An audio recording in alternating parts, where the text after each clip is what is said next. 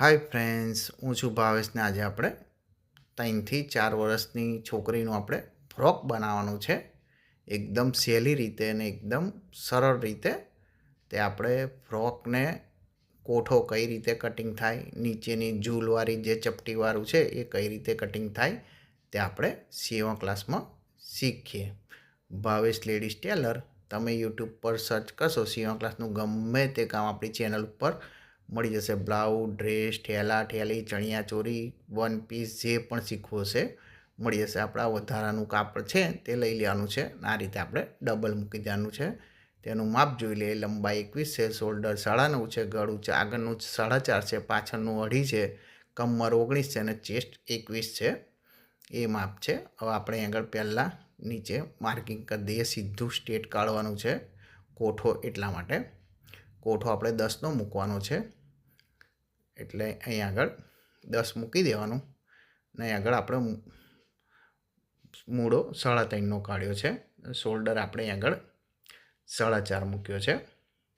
આ રીતે આપણે મૂકી દેવાનું. ઉપરનું પ્રમાણ આપણે નીચે શોલ્ડર ઉતારી દેવાનું. હવે કમર આપણી 19 છે, એનું અડધું કરી દેવાનું એટલે આપણે 4.5 આવે છે. પછી 1 ઇંચ આપણે દબાણ મૂકી દઈએ. અહીં આગળ ચેસ્ટ 21 છે એટલે 10.25 ને 10.25નું અડધું 5.25. આગળ 5.25 મૂકીને 1 ઇંચ આપણે દબાણ મૂકી દઈએ.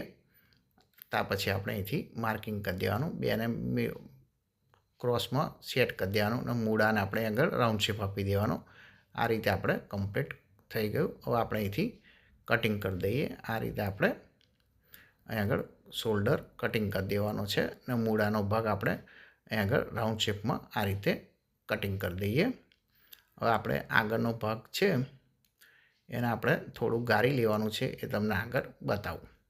હવે ત્યાર પછી આપણે 4નું ગળું છે 4.5નું એટલે 4.5 મૂકી દેવાનું. અહીં આગળ 2 ઇંચ આમાં નાની છોકરીને મેં 2 ઇંચનું જ ગળું કટિંગ કરવાનું છે, વધારે કરવાનું નથી. અહીંથી પછી આપણે રાઉન્ડ શેપ આપણે કટિંગ કરી દઈએ અને આપણે આ સીવલેસ છે અને પાછળ આપણે 2 મૂકીને ઉપર શોલ્ડરે ને અહીં આગળ આપણે 2.5 ઇંચ મૂકીને આપણે અહીં આગળથી આ રીતે રાઉન્ડ શેપ આપી દેવાનું છે. એટલે આપણે આ આગળ પાછળનું ગળું કમ્પ્લીટ કટિંગ થઈ ગયું. આની મેં ઉકસાઈ પટ્ટી મૂકવી નહીં પડે. આની મેં કમ્પ્લીટ માથું બેસી જશે ને અહીં આગળ પરફેક્ટ રાઉન્ડ તમારે કટિંગ કરી દેવાનો. મૂળાનો જે ભાગ છે એ કમ્પ્લીટ કટિંગ કરી દેવાનો. હવે અહીં આગળ માપી લેવાનું છે. જે ભાગ આવતો હોય એનું તમને આગળ બતાવું. પહેલાં આપણા જે નીચેનું જે વધ્યું છે એને આપણે અહીં આગળ લંબાઈની મેં આપણે નીચે ચપટી મારવા લઈ લેવાનું છે. આ જે મારે સાડીનો બ્લાઉઝ પીસ વધેલો એમાંથી આપણે આ બનાવીએ છીએ. આ રીતે તમે એમાંથી નાની છોકરીનું ફ્રોક બનાવી શકો છો.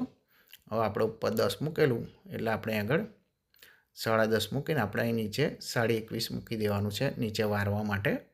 અહીં જોઈ લેવાનું જેટલું આવતું હોય એટલું અહીં આગળ સામેની સાઈડ માર્કિંગ કરી દેવાનું. ત્યાંથી સીધું લીટો ખેંચી લેવાનો છે. ત્યાર પછી આપણે કટિંગ કરી દઈએ. અહીં આગળ આપણે સેન્ટરનો ચેકો મારી દેવાનો છે એટલે આપણને ચપટી મારતી ઘડીએ ચેકો મેળવતા ફાવે એટલા માટે. ને આગળ વધારાનું સીધું કરી દઈએ આપણે. એટલે આ આપણે કમ્પ્લીટ ફ્રોક કટિંગ થઈ ગયું. ને આમાં અસ્તરવાળું તમારે કટિંગ કરવાનું હોય તો આ રીતે આપણે અસ્તર લઈ લેવાનું. અસ્તર થોડું વધારે રાખવાનું છે, માપ રાખવાનું નથી, કેમ કે આપણને ઇઝી રીતે પલટાવતા ફાવે એટલા માટે અહીં આગળ મેં અસ્તર લઈ લીધું. આ રીતે તમારે અસ્તર એનાથી થોડું વધારે રાખવાનું છે. અહીં આગળ માપી જોવાનું છે એ પ્રમાણે આગળ આપણે અહીં આગળ એને પણ ઉપર આપણે માપ કરવાનું નથી, એ તમને બતાવી દઉં. અહીં આગળ આપણે જે કોઠાનું માપ લીધું છે એ માપ મૂકી દેવાનું અને ત્યાંથી આપણે આ રીતે ક્રોસ આપી દેવાનું છે. નીચે વારવા માટે આપણે થોડુંક રાખવાનું છે એટલા માટે અહીં આગળ અસ્તર મારે વેસ્ટ વધારે થતું હતું એટલે મેં અહીં આગળ ઓછાની મેં સેટ કર્યું છે. આ રીતે જોઈ લો. અહીં આગળ સામેનું સાઈડ અસ્તર મારે વેસ્ટ થતું હતું, પહેલાં એ રીતે જોઈ લેવાનું છે. કોઠાનું માપ આપણે માપીને અહીં આગળ મૂકી દેવાનું અને ત્યાર પછી આપણે આગળ સીધું માર્કિંગ કરી દેવાનું. અહીંથી આપણે કોઠાનું માપ જે લીધેલું એ સીધું કાપી લેવાનું. અહીંથી આપણે થોડું ક્રોસ રાખવાનું છે ઘેર માટે. અહીં આગળ આપણે ચેકો મારી દેવાનો સેન્ટરનો. એટલે આ સેન્ટરનો ચેકો આપણે ત્યાં આગળ કોઠા ઉપર મેળવવાનું છે બનાવતી ઘડીએ.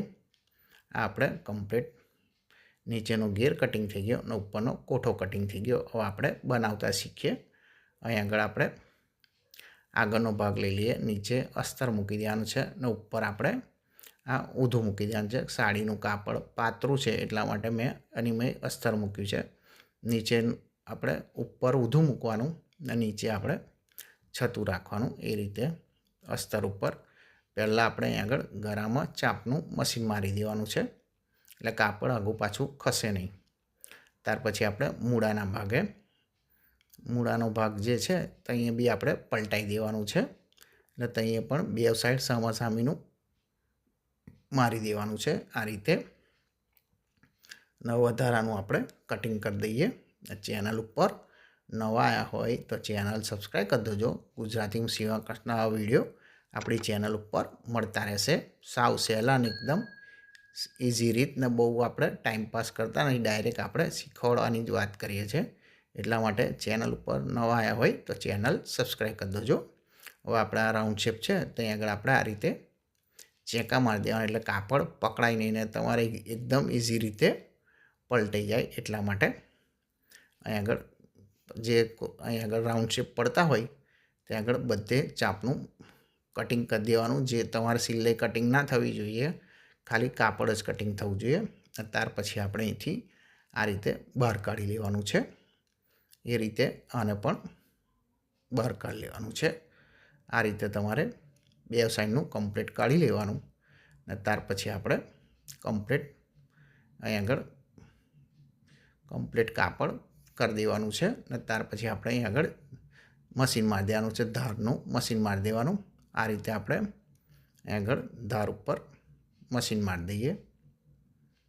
આની મેં કાપડ ખેંચવાનું ને એકદમ પોલા હાથે ગોળ ફેરવતું રહેવાનું એટલે એના માટે રાઉન્ડ શેપ પડી જાય.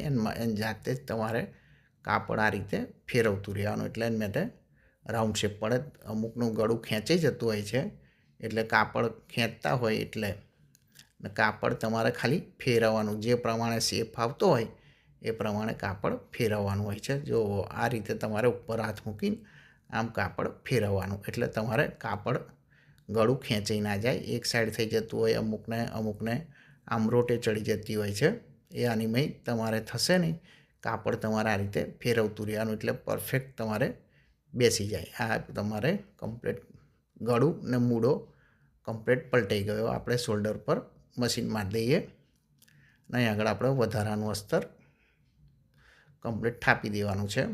આ રીતે તમારે આખું એટલે અંદર ફુગ્ગો ના વળે એ રીતે અંદર આ રીતે ઉપર હાથ મૂકીને થાપી દેવાનું. વધારાનું આપણે રાખ્યું હતું એ કટિંગ કરી દઈએ. આ રીતે આપણે બધું વધારાનું કટિંગ કરી દેવાનું છે.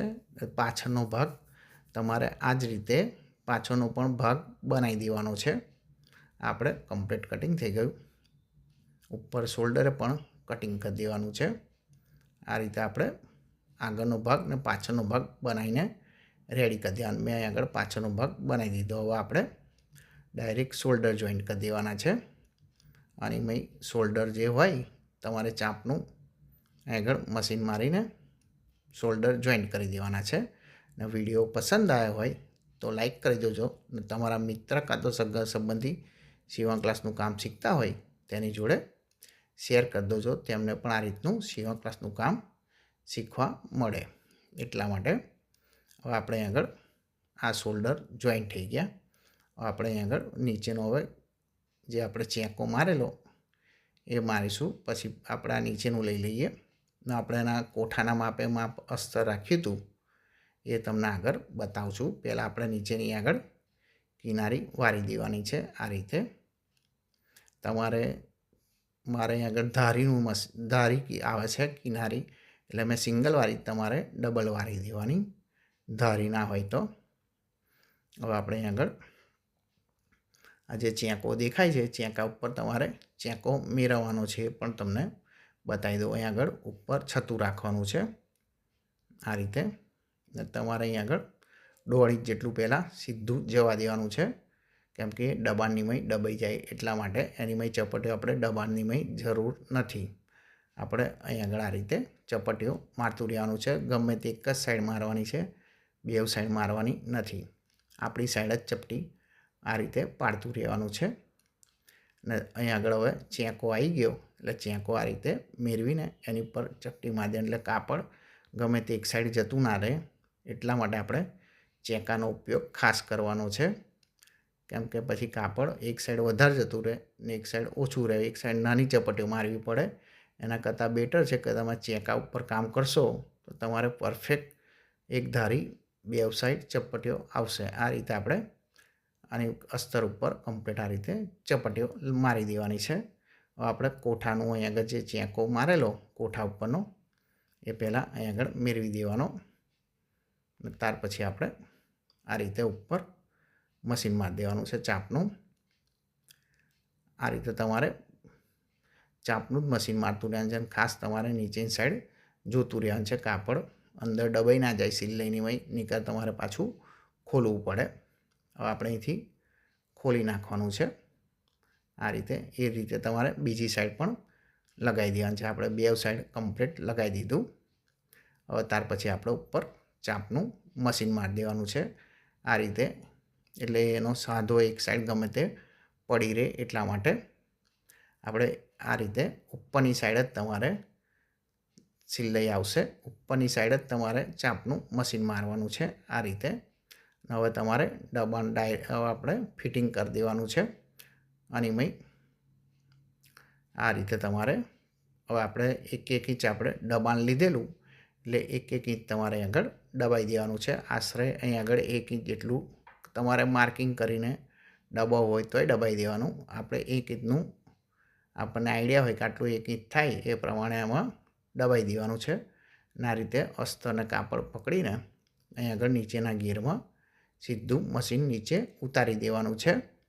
વિડીયો પસંદ આવ્યો હોય તો લાઈક કરી દેજો અને તમારા મિત્ર કાં તો સગા સંબંધી જોડે શેર કરી દેજો. એ રીતે આ સાઈડ પણ કમ્પ્લીટ 1 ઇંચનું મશીન મારી દેવાનું છે. અહીં કોઠે લાવીને પછી અહીંથી ક્રોસ કરી દેવાનું ને પછી નીચે બહારની સાઈડ ઉતારી દેવાનું છે.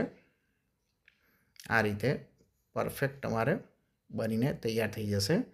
અને નીચે તમારે કિનારી પછી વારી દેવાની છે. મારે મેં કિનારી જાડી છે એટલે હું વારવાનો નથી.